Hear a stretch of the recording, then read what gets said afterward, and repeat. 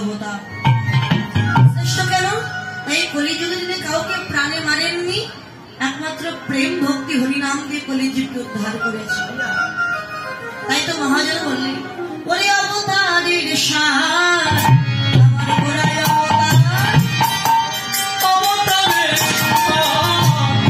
আমার গোড়ায় অবতার, হরি অবতারের সার আমার গোড়ায় অবতার, কেন নাচি তারে অবতারের সার গোড়ায় অবতার, কেন নাচি তারে আরে করি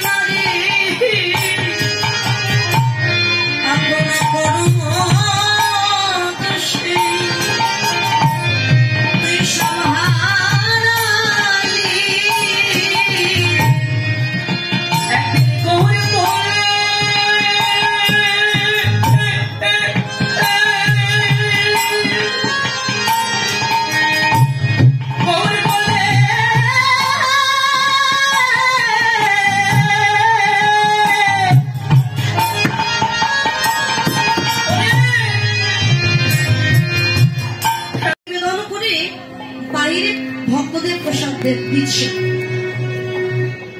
দেখছে দূরে একটা কুকুর চুপটি করে বসে আছে।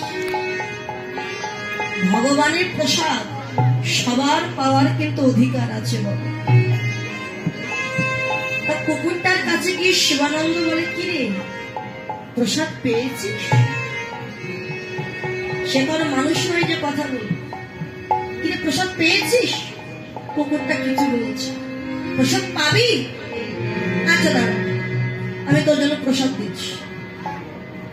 ঘরে গিয়ে কলার পাতায় করে একটু প্রসাদ এনে কুকুরটার সামনে দিয়েছি। কুকুরটা আনন্দে আত্মহারা হয়ে ওই যে গ্রাম যত নাসিকায় লাগছে আর স্থির থাকতে পারছে, আত্মহারা হয়ে ওই প্রসাদের সেবা করেছে কুকুর। মনে মনে চিন্তা করছে, আরে এমন সুগন্ধিযুক্ত প্রসাদ, এমন সুস্বাদু প্রসাদ এর আগে তো আমি কোনোদিন সেবা করি। তা কুকুরটা সেবা করে চলে গেছে। পরদিন যে আবার এসেছে, কুকুরটা চিন্তা করছে আজও তো মন্দিরে প্রসাদ দেওয়া হবে, আমি যদি আজও যাই ওই প্রসাদ আজও আমি পাবো।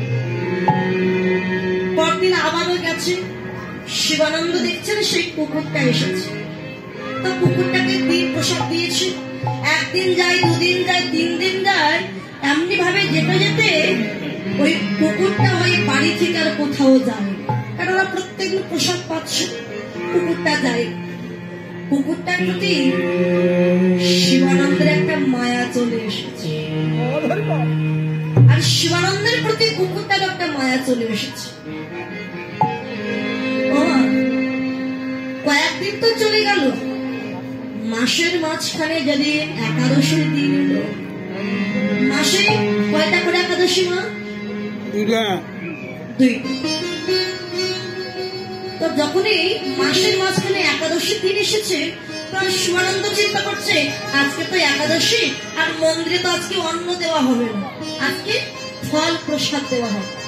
তা আমরা সবাই তো একাদশী করব, কিন্তু বাড়িতে যে আমার কুকুরটা আছে ও তো পশু, ও তো আর একাদশী করতে পারবে না, আর ওকেও আমি কি করে অনাহারে রাখি? ওর জন্য আলাদা করে একটু অন্ন রন্ধন করে আমি রেখে দিয়েছি। মন্দিরে ভোগ নিবেদন করেছে, ফল নিবেদন করে ভক্তদের সবাই ফল প্রসাদ দান করছে। আর কুকুরটা এক পাশে বসে আছে প্রসাদ পাওয়ার জন্য, কলার পাতায় করে কুকুরটার জন্য অন্ন নিয়ে গেছে। অন্নটা দিয়ে বোঝাই আজকে তো একাদশী, আমরা কেউ অন্ন সেবা করবো না, তা তুই তো আর একাদশী করতে পারবি না, তাই তোর জন্য অন্ন দিয়েছি, সেবা করে। কুকুরটা অন্নের দিকে তাকাচ্ছে আর ভক্তদের দিকে তাকাচ্ছে, দেখছে সবাই ছোট থেকে শুরু করে সবাই একাদশীর ফল সেবা করে। কুকুরটা মনে মনে চিন্তা করছে, গোবিন্দ আমি পশু কুলে জন্ম নিয়েছি বলে আমি কি তোমার নামে একটু একাদশী করতে পারবো না? সবাই ফল সেবা করছে আর আমার জন্য শুধু অন্ন। ঝরঝর করে কাঁদছে, নয়ন জলে বুক ভেসে যাচ্ছে, চিন্তা করছে আমি কাকে বলবো আমার কথা যে কেউ বুঝবে না। অন্যদিন যেমন সেবা করে আজকাল সেবা নয়, অন্যের দিকে তাকিয়ে অঝরে জড়াই যাচ্ছে। শিবানন্দ কি দেখে কুকুরটা কাঁদছে। শিবানন্দ মাথাটা নিচু করে বলছে, কি রে প্রসাদ দিয়েছি, সেবা করবি না? সেই না কথাটা বলেছে, কুকুরটার সামনের দুখানা চরণ দিয়ে একেবারে শিবানন্দের গলাটা জড়িয়ে ধরেছে। জড়িয়ে ধরে যেন বলতে চাইছে, শিবানন্দ আমি অন্য সেবা করব, আমিও তোমাদের সঙ্গে একাদশী করব, আমিও ফল সেবা করব। কিরে গলা জড়িয়ে ধরে কাঁদছিস, তুইও কি একাদশী করতে যাচ্ছিস? তার কথা তো কেউ বুঝে না। শিবানন্দ বলছে, আচ্ছা দেখি কি করা যায়। মন্দিরে গিয়ে আজকে তো আর কেউ মারতে পারে না, শিশু বয়সী কৃষ্ণ ভজন পথে যান, অবশ্যই মধ্যাহ্নকালে মানে যৌবনকালে ভগবানের দর্শন হলেও হতে পারে। আজকে মহাপ্রভু রায় রামানন্দ স্বরূপ দামোদরকে দর্শন করে বললেন, এই তো বৃন্দাবনের ললিতা বিশাখা। আমি হলাম সেই বৃন্দাবনের রাধা, আর আমার সহজে বোঝাই কম্প পুলক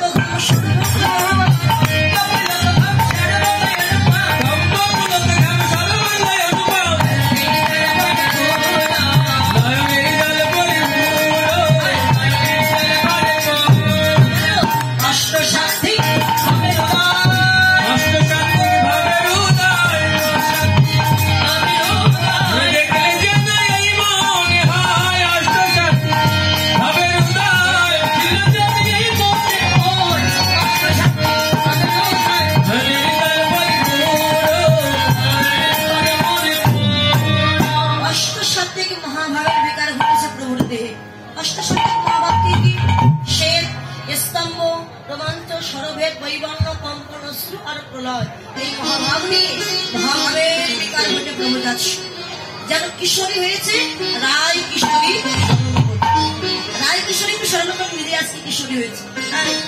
কৃষ্ণ যেমন সূর্য চল রায়ধনী যেমন গিয়েছিল বৃন্দাবনে, আমরা আজকে যাবো সূর্য পাম ভুজয় বাসনে